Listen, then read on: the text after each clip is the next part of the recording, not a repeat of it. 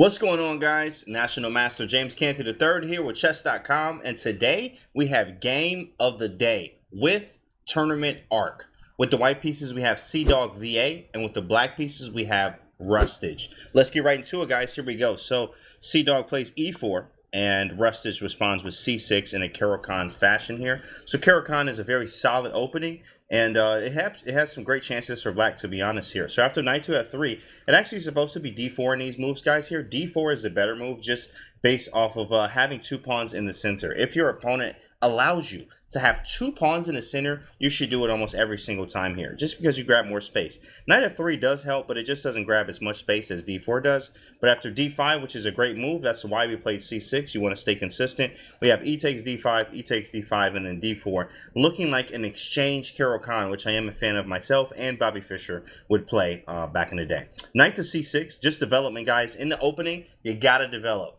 Rule number one, develop the pieces. Get them off the back rank. So let's see how development works for both parties here. Knight f6 and then castle. So the king is castle. Now we're on to step 3. Step 1 is develop. 2 is castle. 3 is come back and develop and do everything else. So we're still on we're on step 3 for white, but we're on step 2 for black here. And we're still just developing. We need to get our king safety out. But bishop to f5, very interesting move here.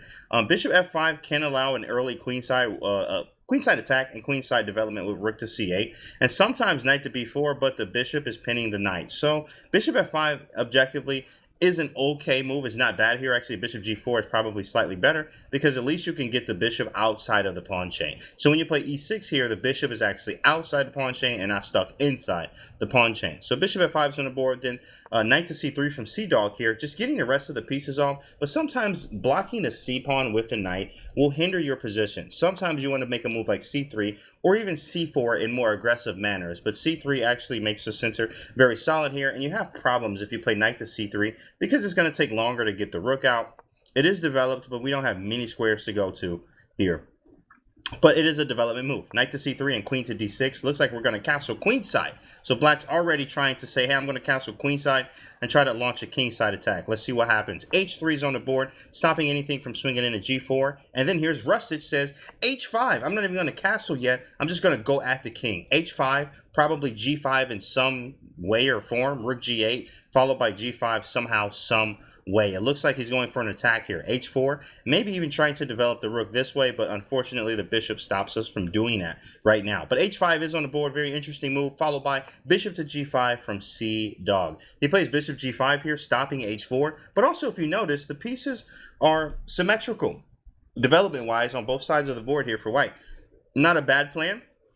Sometimes not the best plan, but it's not a bad plan at all, and you definitely want to develop your pieces.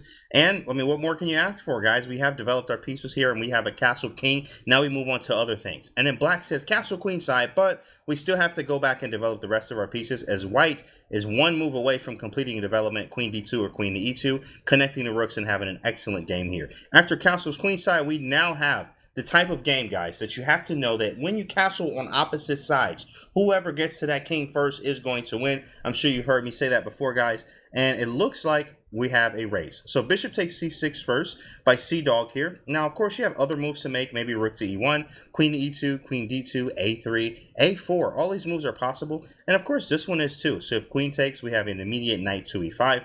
And if pawn takes, the structure looks gross. Bishop takes c6, b takes c6. And now the structure looks pretty bad here. And then queen to e2. Very crafty move here from CDawg. Just aiming at the a6 square in some cases. And we have the rooks connected at the same time with more influence on the e5 square. It's just a great move. Black plays king b7, no checks today or any day. And then we have an interesting move here.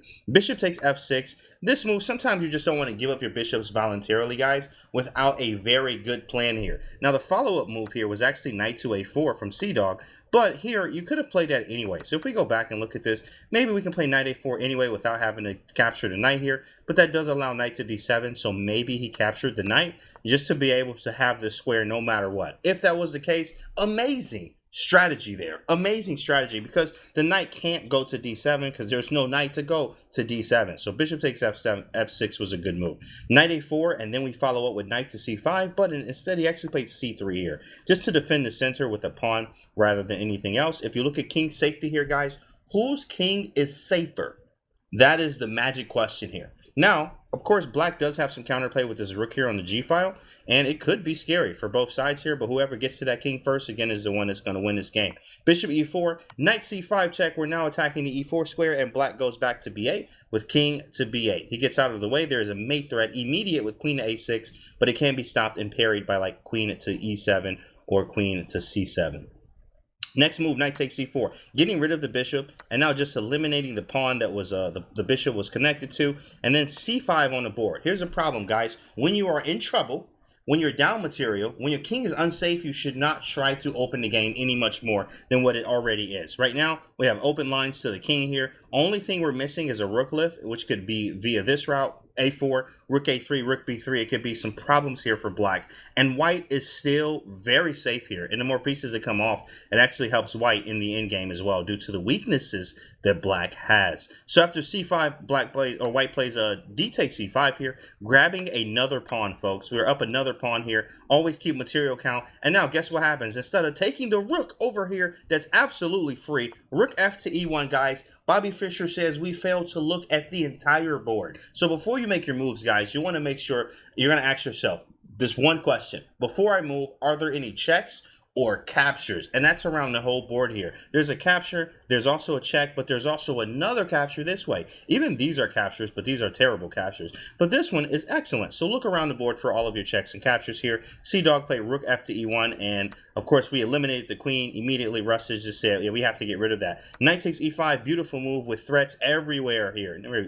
Two places really, but these are very, very hard threats to parry here. After knight takes e5, black plays bishop to d6, unaware of the two threats here that are happening. Knight takes f7. Again, guys, are there any checks or captures before I finish or make my move? Knight takes f7, forks the rooks here.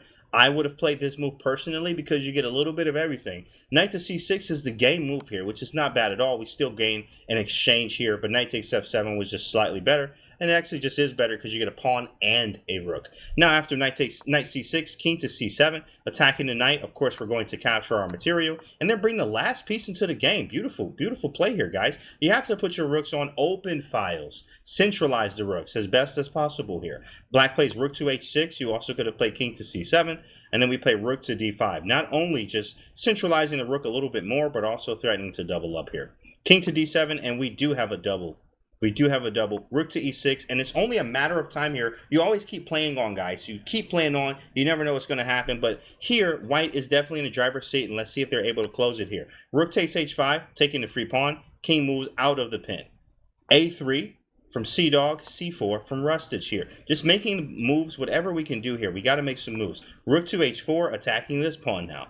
a6, because we really don't have much to do. We can't even defend this pawn. Rook takes c4, king back into the pin here, and we're just holding on for dear life. b4, passed pawns must be pushed. That's from Aaron Nimjewis and my system. You have to push your passed pawns, guys. Here's another one that needs to be pushed. There's 3 versus 1. This is a majority. So if we trade everything off, we'll be winning because we already have a 3-to-1 majority, and we also have a passed pawn over here. The principle of 2 weaknesses. Black cannot capture both of them. He can't deal with both of the weaknesses of the passed pawns, actually, that he can handle here. These passed pawns are going to queen so fast, especially after we trade some pieces. Let's see what happens. Rook king back to e7, rook to c6, and then we have king d7, take another pawn. Now we're just up decisive material here, guys. Sometimes it's good to be able to do this, to take as much material as possible, just so you can keep going and like make it very easy for you. They call it simplifying. You simplify, it makes it very easy for you in any part of the game.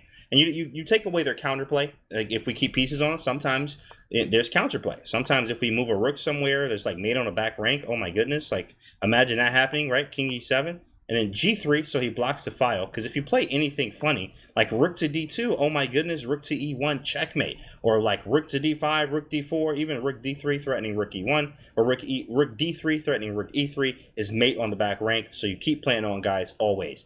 g3 blocks that now. So now the king can go to g2. Black shuffles again back to d7. Then we have rook to a8. Now white also could have just taken this. And then after captures, there's only a king and a pawn versus 6 pawns. 6 pawns, guys. That's a lot of pawns to be up, and you can queen any way and every way almost. Now at this point, rook to a8 on the board, king to c6, followed by rook a6 check, king d7, and then he says, you know what? Get rid of the bishop. We're going to take it. Rook takes, rook takes, rook takes, king takes, and now we have a absolutely winning position. It's going to take a lot to lose this game with white. a4, f5, let's get the pawns rolling. They have to be pushed. We're just going to push whichever ones we want. He gave up his last pawn here, and white is officially up 6 pawns here, something you don't see every day. H5, H6, just push the pawns through because they have to be pushed. Now we have 1 queen, and we can win easily here, but what's wrong with getting another queen? I mean, what's wrong with getting another one? Now, you don't want to get 10 queens or 8 queens or 6 queens in this case. You don't want to get 6 queens because then you might stalemate them. But A8 queen, let's see what happens if he can checkmate here. King to G6, B5, King H5, Queen D5 check. B5 was an unnecessary move, but sometimes you just make it. B5, Queen to D5, King G4, Queen G2. Okay, look at this. King can't go anywhere. Where are the only squares I can go to? Only these two.